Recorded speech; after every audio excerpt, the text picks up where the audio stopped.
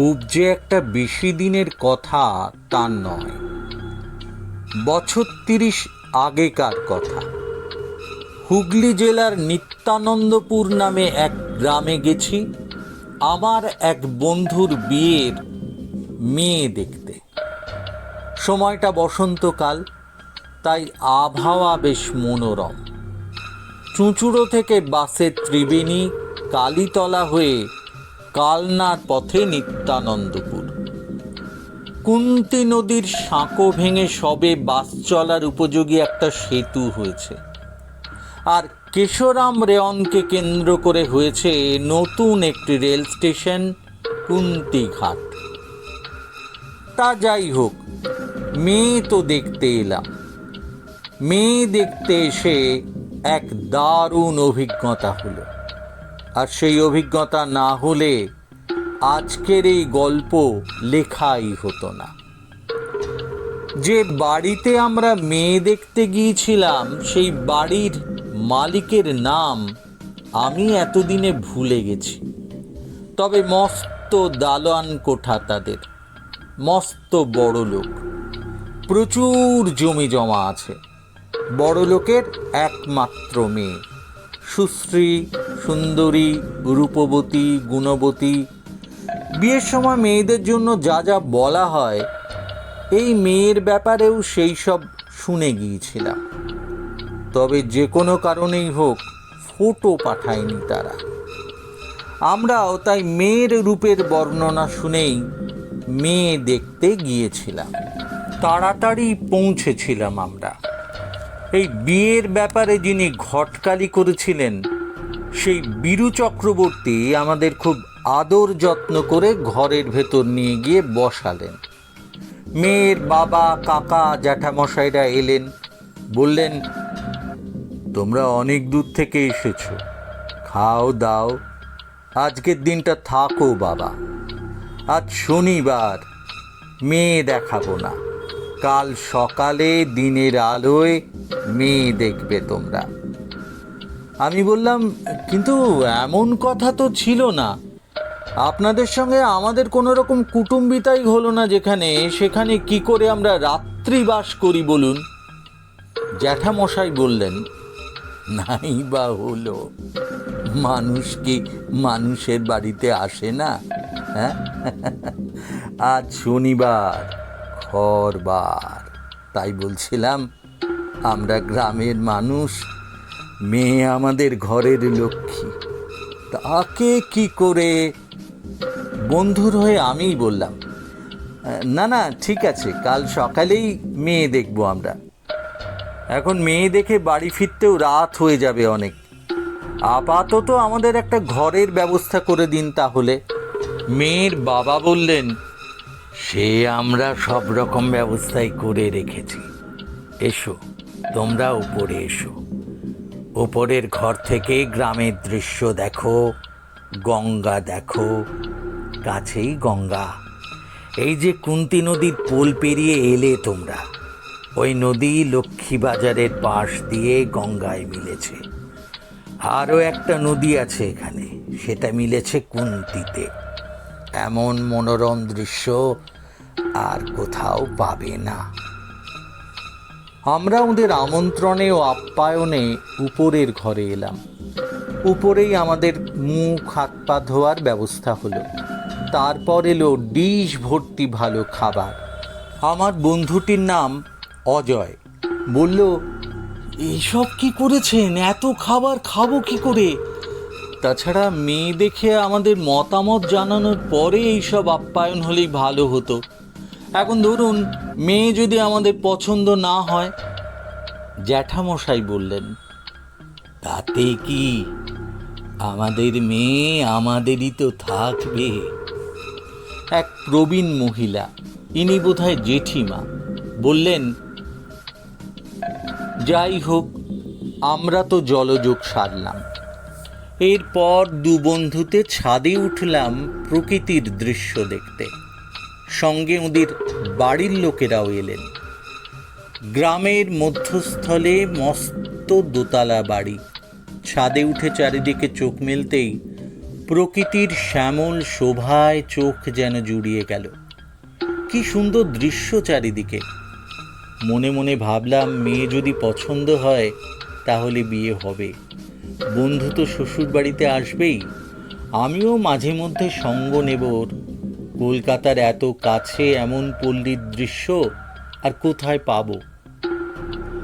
সন্ধে পর্যন্ত আমরা ছাদে ঘুরে সকলের সঙ্গে গল্পগুজব করে দোতলায় আমাদের জন্য নির্দিষ্ট ঘরে নেমে এলাম। এই বাড়িতে ইলেকট্রিক লাইট নেই, তার কারণ এই গ্রামে এখনো বিদ্যুৎ পৌঁছয়নি। তাই লণ্ঠন বাতি জেলে ঘর আলো করা হলো। আবার এক প্রস্থ চা জল খাবার এলো।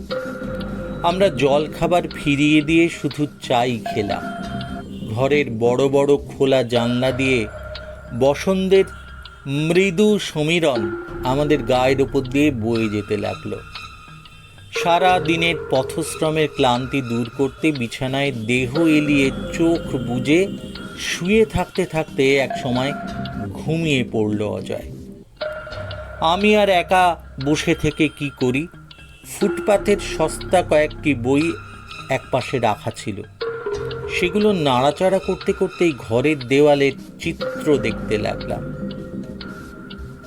এমন সময় হঠাৎ যা দেখলাম তাতে বিস্ময়ের আর অন্ত রইল না। আমার চোখ দুটো যে ধন্য হলো তা নয়, বুকের ভেতরটাও কেঁপে উঠল যেন। আমি দেখলাম এক অষ্টাদশী তরুণী আমার দিকে এক পলক তাকিয়ে দ্রুত পায়ে ছাদে উঠে গেল। লণ্ঠনের আলোতে স্বপ্নালোকে তার যে রূপ দেখলাম তাতে অভিভূত হয়ে গেলাম। এই মেয়ে যদি অজয়ের বউ হয় তাহলে ওর চেয়ে ভাগ্যবান এ জগতে আর কেই বা হতে পারে। শুধু তাই নয়, অর্ধেক রাজত্ব সহ রাজকন্যা পাওয়ার মতো ব্যাপার। অর্ধেক রাজত্ব বলছি এই কারণে যে ভদ্রলোকের এক ছেলে এক মেয়ে, কাজেই বিশাল সম্পত্তির ভাগ ও পাবেই। তার উপরে অমন একটি সোনার প্রতিমা। এই মেয়েকে দেখতে এসে না বলে দেওয়ার কোনো কারণ নেই। অতএব বিয়ে এখানে হবেই। কাল সকালে সামনাসামনি বসে মেয়ে দেখেই আমরা মতামতটা জানিয়ে দেব। মেয়েটি অনেকক্ষণ ওপরে গেছে, কিন্তু নামার আর নাম নেই। এতক্ষণ ছাদে উঠে কি করছে ও? আমি তাই একাকিত্ব কাটাবার জন্য এবং বন্ধুর ভাবী স্ত্রীর সঙ্গে একটু আলাপ করার জন্য নিজেই ওপরে উঠলাম। কিন্তু কোথায় কে? কেউ তো নেই ছাদে। আমার কেমন যেন রহস্যময় মনে হলো ব্যাপারটা। আমি ছাদ থেকে নেমে এলাম। রাত প্রায় 10টা নাগাদ খাওয়ার ডাক পড়ল আমাদের। সে কি এলাহি ব্যাপার, যেন সত্যিকারের জামাই আদর শুরু হয়ে গেল। এমন আতিথেয়তা আমরা এর আগে কখনো কোথাও পাইনি। যাই হোক, সে রাতটা বেশ আনন্দেই কাটল। পরদিন সকালে চা পর্বের পর মেয়ে দেখার পালা। কিন্তু এ কি, এ কাকে দেখছি? সেই মেয়ে তো নয়।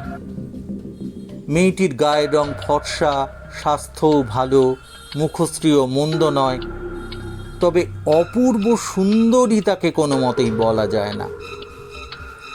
আমরা দেখলাম, দু একটা কথাও বললাম, ভালোই লাগলো। আমাদের মেয়ে দেখা হলে মেয়েটিকে বিদায় নিতে বললাম। মেয়েটি চলে গেলে দু বন্ধুতে ফিস ফিস করে আলোচনা করলাম মেয়েটির ব্যাপারে। আমি বললাম, মেয়ের ব্যাপারে ওর বাড়ির লোক কিছু জিজ্ঞেস করলে কি বলবো? অজয় বলল, হ্যাঁ করে দে, এর আগে অনেক মেয়ে দেখেছি, তেমন চোখে ধরেনি। এই মেয়েটা খুব একটা সুন্দরী না হলেও সুলক্ষণা, তাছাড়া এমন শ্বশুর বাড়ি আমি ছাড়ছি না। আমার চোখে তখন সেই মেয়েটির মুখ ভাসছে। কে ওই মেয়ে? এ বাড়িতে অজয়ের বিয়ে হলে আমার তো আসা যাওয়া থাকবেই। তখন না হয় আমি নিজের একটু চেষ্টা করে দেখব, কেননা মেয়েটাকে আমার খুব ভালো লেগেছে। মেয়ে দেখা শেষ হলে বিদায় নেওয়ার পালা। আসবার সময় আমাদের মতামত আমরা জানিয়ে এলাম। পাকা কথা পেয়ে বাড়িতে যেন উৎসবের বন্যা বয়ে গেল। দিন 15 মধ্যেই অজয়ের বিয়েটা সম্পন্ন হয়ে গেল। বিয়ের দিন বর নিয়ে যখন এলাম, তখন থেকে আমি একভাবে খুঁজতে লাগলাম সেই মেয়েটিকে। একবার যদি দেখা পাই, তোর পরিচয় জেনে ওর সঙ্গে আলাপ করে আমার ইচ্ছের কথাটা জানাবো। কিন্তু না, এই বাড়ির অসংখ্য লোকজনের মধ্যে তাকে আমি আর দেখতে পেলাম না। ভারাক্রান্ত মন নিয়ে আমি এক সময় ছাদে উঠে একটু নির্জনতা খুঁজতে এলাম। এসেই অবাক, দেখি মেয়েটি বিয়ের কোণের মতো সাজগোজ করে খোঁপায় ফুল গুঁজে ছাদের আলসেটা ধরে ঝুঁকে পড়া একটা চাপা গাছের ঘন পাতার কাছে দাঁড়িয়ে আছে। আমি অনেক আশা নিয়ে ওর দিকে এগিয়ে যেতেই মেয়েটি একবার আমাকে পা থেকে মাথা পর্যন্ত দেখে নিয়ে দ্রুত পাশ কাটিয়ে চলে গেল। তা যাক, তবু এতক্ষণে ওর যে দেখা পেয়েছি এই ঢের। এই মেয়ে যদি আমাকে পছন্দ করে, তবে আমি বিনা পণে ওকে বিয়ে করব, এই সংকল্প করলাম। ও নিচে নেমে এলে আমিও নেমে এলাম। আবার শুরু হলো খোঁজার পালা। কিন্তু কোথায় যে সে লুকোলো তা কে জানে, আর তাকে দেখতেই পেলাম না। বিয়ের আসরে বসে অজয় আমাকে এক ফাঁকে জিজ্ঞেস করলো, তোর কি ব্যাপার বলতো? সেই তখন থেকে দেখছি হঠাৎ কিরকম হয়ে গেছিস তুই, ব্যাপারটা কি? এর আগে আমি ওই মেয়েটির কথা একবারও বলিনি অজয়কে, এইবার সব বললাম। অজয় বলল, ব্যস্ত হোস না, আমার বিয়েটা চুকতে দে, তারপর আমি তোর ঘটকালিটা করে দিচ্ছি। দু বন্ধুতে একই পরিবারের মেয়ে বিয়ে করব, এ তো খুব আনন্দের কথা। দু বন্ধুতে একসঙ্গে শ্বশুর বাড়িতে আসা যাওয়া করব, এর চেয়ে সুখের আর কি আছে? আমি বললাম, তুই যদি সত্যিই যোগাযোগটা করে দিতে পারিস, তাহলে তোর বন্ধুত্বের ঋণ আমি কখনো শোধ করতে পারবো না। অজয়ের কাছ থেকে আশার আলো পেয়ে মনটা ভরে উঠল আমার। কি ভাগ্যিস এই মেয়েটির সঙ্গে অজয়ের বিয়েটা হয়ে যায়নি, তাহলে অবশ্য আমার কোনো আশা থাকতো না। ও সারা জীবন আমার বন্ধু পত্নী হিসেবে শ্রদ্ধার পাত্রী হয়েই থাকতো। অজয়ের বিয়ের লগ্ন ছিল মধ্যরাত্রে।